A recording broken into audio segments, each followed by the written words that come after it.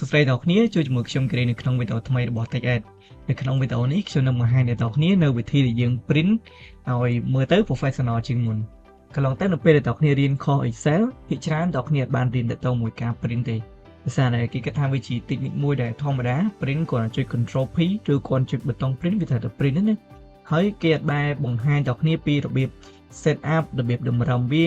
ឬក៏ print ចង់យកក្បាលទំព័រដាក់ជើងទំព័រឲ្យផ្សេងៗគឺគេអាចដែលបង្ហាញទេដោយសារតែគេយល់ថាការ print ដែលមាន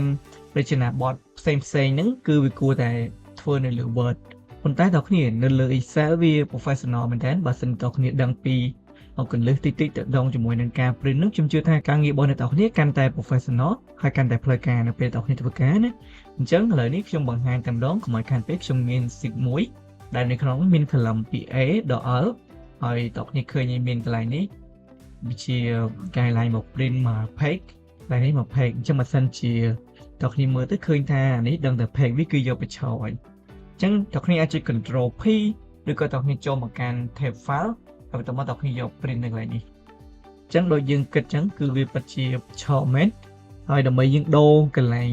បញ្ឆោតនឹងទៅប្តីវិញដល់គ្នាចូលមកកន្លែង Portrait Orientation ចឹងនៅក្នុង Portrait Orientation ហ្នឹងវាមាន Landscape ហើយនិង Portrait អញ្ចឹង Portrait បញ្ឆោតហើយ Landscape ហ្នឹងគឺទៅតឹងវិញផ្ដេកវិញអញ្ចឹងណា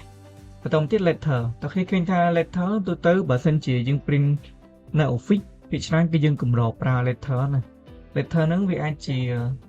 certificate ជាអីណាហើយនឹងលិខិតរដ្ឋបាលមួយចំនួនរបស់រដ្ឋគេប្រើ Letter ដែរប៉ុន្តែការងាររដ្ឋបាលទូទៅនៅការិយាល័យនេះគឺ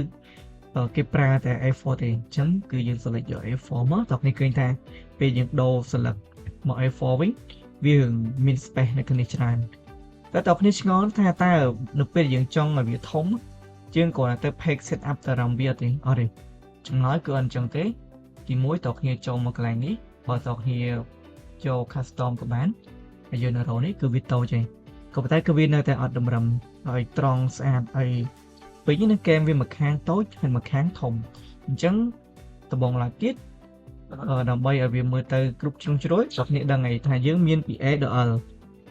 តែតើគ្នារាប់ទៅអត់វាអាចនឹងអត់ដល់ L ទេឡើងខ្ញុំរាប់1 A B C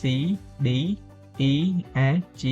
H I J K អញ្ចឹងវាមានត្រឹម closing balance អញ្ចឹងតើគ្នាចេញមកវិញតិច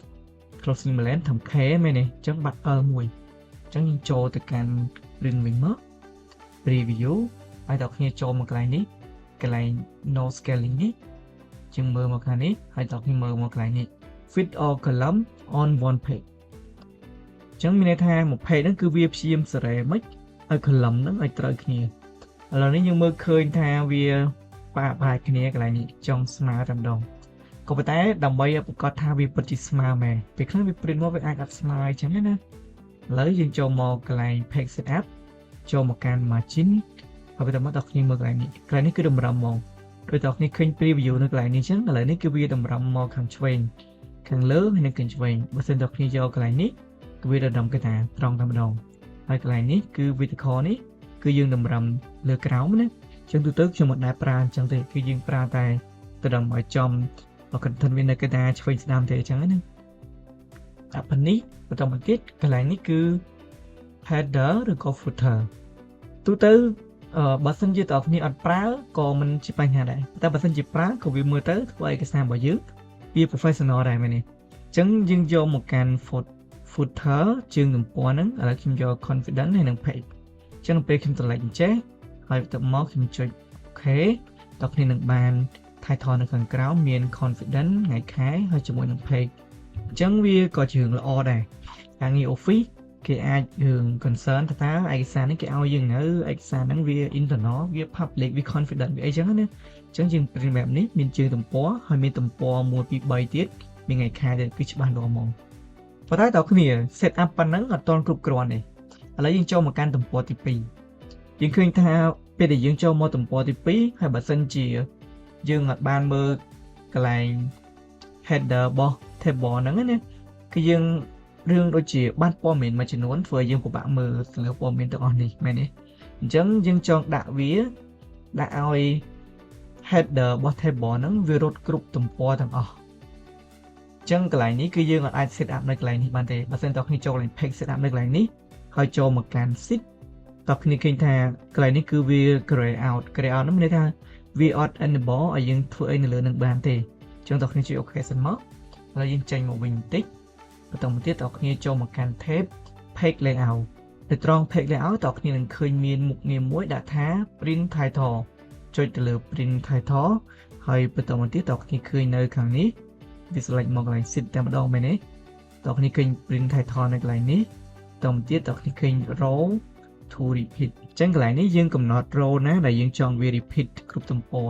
អញ្ចឹងវាមិនមែនតែ header ទេតើគ្នាអាច select ទំព័រផ្សេងទៀតក្រៅពីហ្នឹងណាអញ្ចឹងឥឡូវនេះខ្ញុំ select មក header ខ្ញុំដាក់ចេះមក select បែបនេះចុចមកវិញមកអូខេឬក៏តើគ្នាអាចចុច print preview នេះសិនក៏បានដែរ preview តើខ្ញុំចូលមកកាន់ page 2 page 3 page 4 page 5គឺឃើញថាវាមាន header នៅខាងលើទាំងអស់អញ្ចឹងល្អមែនតើនេះគឺជាអ្វីដែលខ្ញុំចង់បានហើយខ្ញុំជឿថាតើគ្នាមួយចំនួនក៏ចង់បានបែបនេះដែរក៏ប៉ុន្តែដឹងថាធ្វើមិនអញ្ចឹងនៅក្នុងវីដេអូនេះតើគ្នាបានរៀនអំពីការ set up ទៅលើ print ហ្នឹងគឺទាំងអស់ហើយក្រៅពីហ្នឹងតើគ្នាអាចចូលមកកាន់ print property តែដោយសារតែឥឡូវនេះខ្ញុំបាន connect ជាមួយនឹង printer ទេបើសិនជាតើគ្នាបាន connect មួយ printer វាកាន់តែជារឿងមួយដែលល្អតើគ្នាអាចសាកល្បងមើលទៅតើវាពិតជា print មកបានដូចអ្វីដែលមាននៅក្នុង preview នឹងអត់ទេណាពេលខ្លះទៀតយើងត្រូវចូលទៅកាន់កំណត់នៅក្នុង printer ដើម្បីឲ្យវាត្រូវជាមួយនឹង setting ជាបានកំណត់នៅលើ Excel អញ្ចឹងទេกระดาษរបស់យើងនៅ print ចេញទៅវាអាចនឹងខុសគ្នានៅអ្វីដែលគ្នា preview នៅលើ Excel នឹងតិចទៀតតើនេះត្រូវអង្គុយមើលវាដែរឥឡូវរួចរាល់ហើយដើម្បីខ្ញុំ print ឥឡូវនេះខ្ញុំយក Microsoft Print to PDF មានន័យថា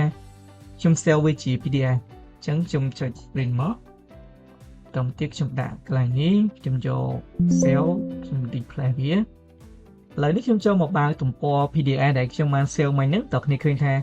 វាពិតជាល្អមែនទែនហើយងាយស្រួលមើលនៅពេលដែលវាមាន header នៅលើ page ទាំងអស់ចឹងហើយជាពិសេសវាមាន header វាមាន footer confident មានថ្ងៃខែមាន page វាធ្វើឲ្យយើងដឹងថាយើងឥឡូវហ្នឹងនៅលើ page មែនទៀតអូខេតើគ្នាអញ្ចឹងការ set up ទៅលើមុខងារ print របស់ Excel នៅក្នុងវីដេអូនេះមានតែប៉ុណ្្នឹងទេខ្ញុំសង្ឃឹមថាវាជាគន្លឹះថ្មីមួយដែលជួយដល់គ្នាបង្កើនលទ្ធភាពការងារកាន់តែប្រសើរអរគុណដល់គ្នាចំពោះការតាមដានទស្សនាវីដេអូនេះយើងនឹងជួបគ្នានៅវីដេអូក្រោយ